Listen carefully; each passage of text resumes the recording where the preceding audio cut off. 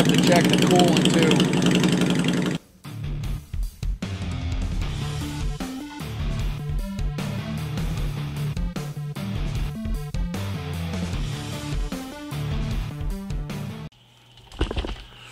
Hey everybody, welcome back. Saturday in the shop. We got a couple things hopefully we're going to get done today. One, we got the fuel line fitting and stuff for the Lowrider Shadow 750, so going to throw that fuel line on there, hopefully get out there and put a couple little laps around the block on this thing, check out how everything's working on it and get some footage of that.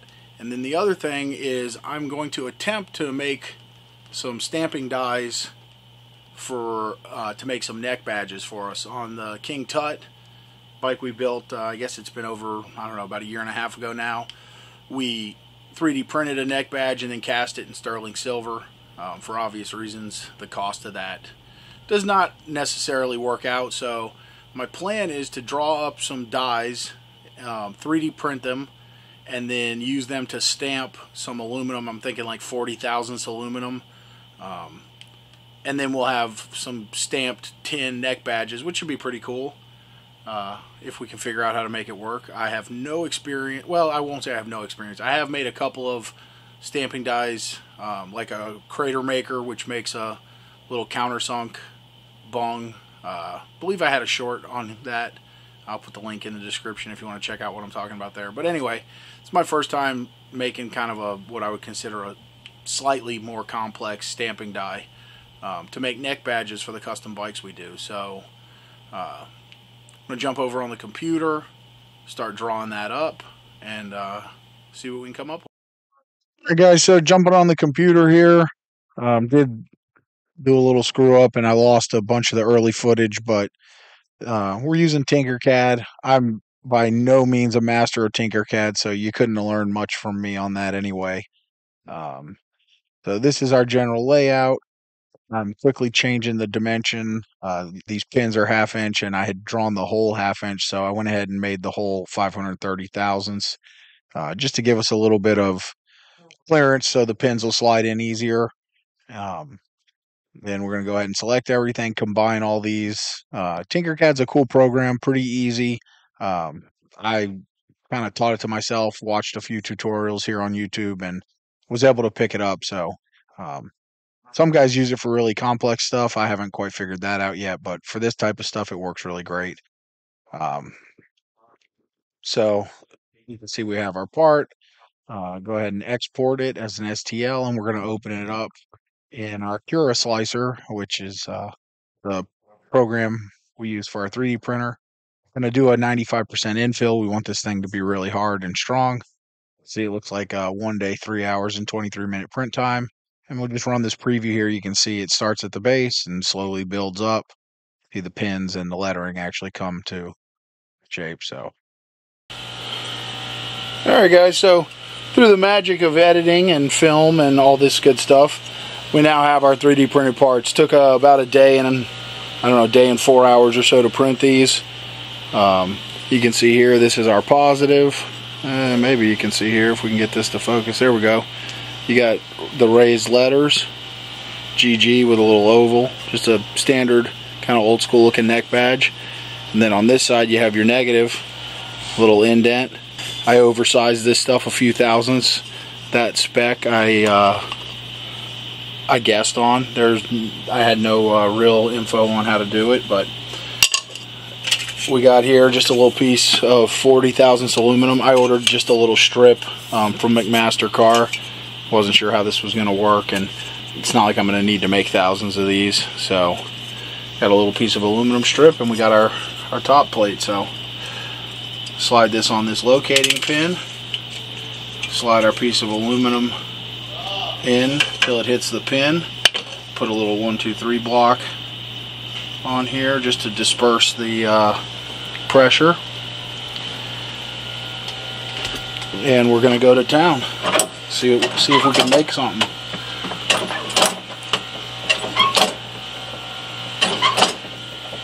So that's 10 tons on the press here. This press is a 50-ton unit, but if it hadn't done it by 10 tons, I don't believe it will. Go ahead and release that.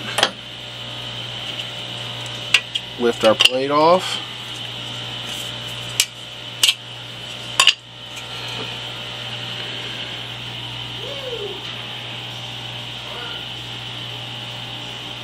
I am extremely happy with how this went.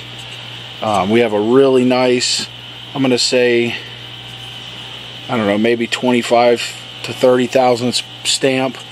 It's easily legible from, you know, a real distance.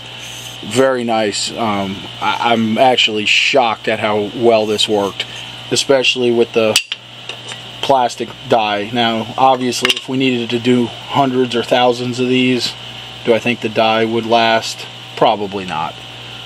But to make the small handful that we make on, so we can put one on all the custom bikes we build, you know, 10, 20 a year, something like that, these things will be perfect. And if they fail, we'll print up another set.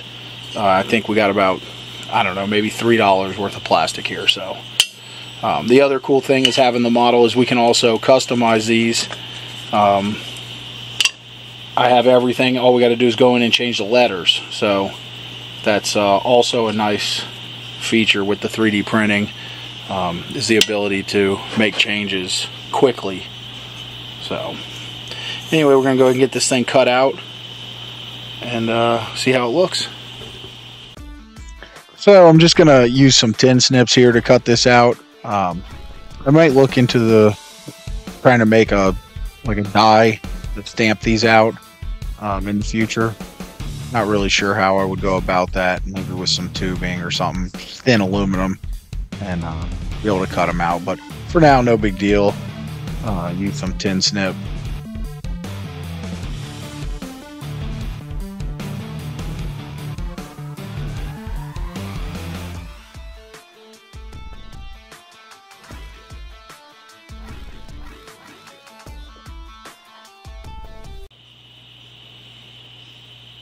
So got it cut out. Obviously we needed a little filing and sanding, and but man, I'm pretty impressed for not a lot of effort or energy put into this. Quick design and $3 worth of 3D printing. So we got this bad boy sanded up, radiused it along a neck, and this is basically how they're going to work right here. This one would need to be radiused a little bit more, smaller diameter neck, but this material can bend any which way. It's very thin, and just a nice little custom touch that we can add to the custom bikes we build. With the neck badge all done, just went ahead and hopped outside here. We got the Honda fired up, letting it warm up a little bit. It's first time really having it run for more than a minute or so on the lift last weekend. And now we're going to go ahead and take a little cruise, see how this thing runs. Whenever I get a bike first built like this, I take a real short ride, you know, a couple laps around the block, maybe, you know, quarter of a mile, half a mile, something like that. Then we'll go over everything, make sure, you know, nothing rattled loose, all that good stuff, and then proceed to do a couple a little longer rides, making sure everything's cool with the bike.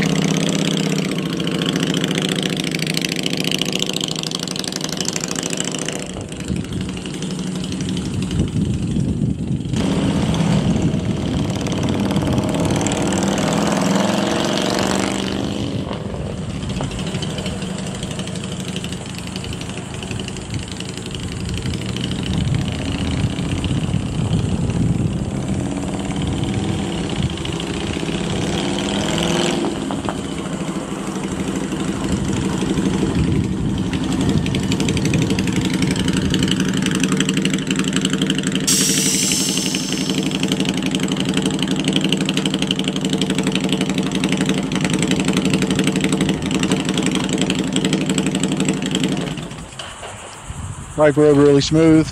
I need a couple of little tweaks on the rear brake. Got a little bit extra play in there. Going to adjust the rod on that, and we're ready to put a few miles on this thing and see how it's going. I'm super happy with how it came out.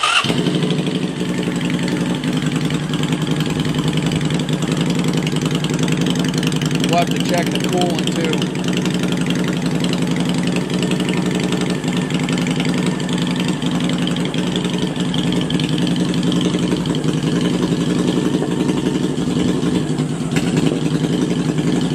Alright guys, that's a wrap for today. Got to ride the Shadow a little bit. Runs good. Got to do a little tweaking on the rear brake. I think it's got a little air in the line. We had to make a repair on the banjo bolt, and I kind of quick bled it. But other than that, thing rides good. It's actually a lot smaller when you're sitting on it than I thought it was going to be. Kind of wishing I had maybe put a little, like maybe 2-inch taller bar on it. But other than that, it was fun. Ran like a Honda, smooth. Rode real smooth. So have to get it registered here one of these days and maybe try and make that my ride for the winter time. I keep telling myself I'm going to ride more, but who knows. So that was cool. And our stamping thing, I'm still just kind of blown away that it actually worked. Super pumped on that. And I can see myself making some different stamping dies as time goes on, because it's just a lot of fun to mess with that kind of stuff. So anyway, appreciate you guys being here. Don't forget to subscribe to the channel, follow along with all our stuff. We got our 24-hour build coming up here rapidly, and we're still trying to get this bike given away if we can get any action on that and build some momentum. Only a few months left to get that done.